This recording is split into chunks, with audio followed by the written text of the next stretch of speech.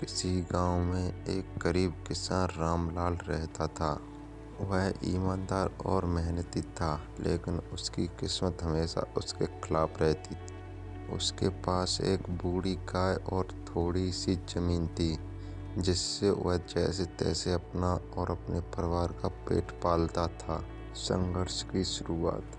रामलाल का सपना था कि वह अपनी जमीन को उपजाऊ बनाए और अपने बच्चों को अच्छी शिक्षा दे।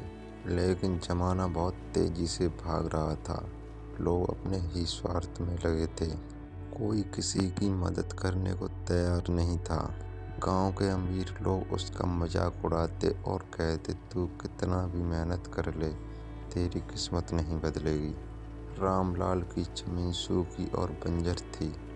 एक दिन उसने गांव के जमींदार से कुछ पैसे उधार लिए, ताकि वह अच्छी खाद और बीज खरीद सके। उसने पूरी मेहनत से खेत में काम किया, लेकिन बारिश न होने के कारण फसल खराब हो गई। अब जमींदार ने उसे ताने देने शुरू कर दिए और पैसे चुकाने के लिए मजबूर किया। रामलाल ने गांव के लोगों से मदद मांगी, लेकिन सबने मुंह फेर लिया। सब अपने अपने काम में व्यस्त थे। किसी को उसकी तकलीफ से कोई मतलब नहीं था। हार न मानते हुए रामलाल ने अपने खेत के पास एक छोटा कुआं खोदने का फैसला किया। यह काम अकेले करना असंभव था, लेकिन उसके पास और कोई रास्ता नहीं था। वह दिन रात मेहनत करता रहा। लोग उसे पागल कहने लगे, लेकिन उसने किसी की परवाह नहीं की। कई हफ्तों की मेहनत के बाद आखिरकार पानी निकल आया।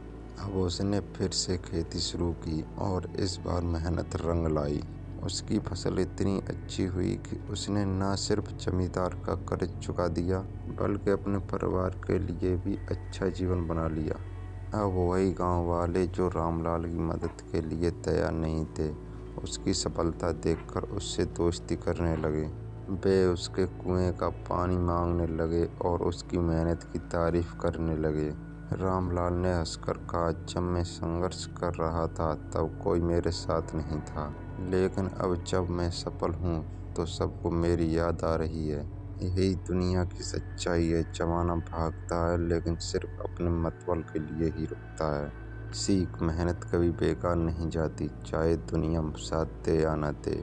लोग तभी आपके करीब आते हैं जब उन्हें आपसे कोई फायदा होता है।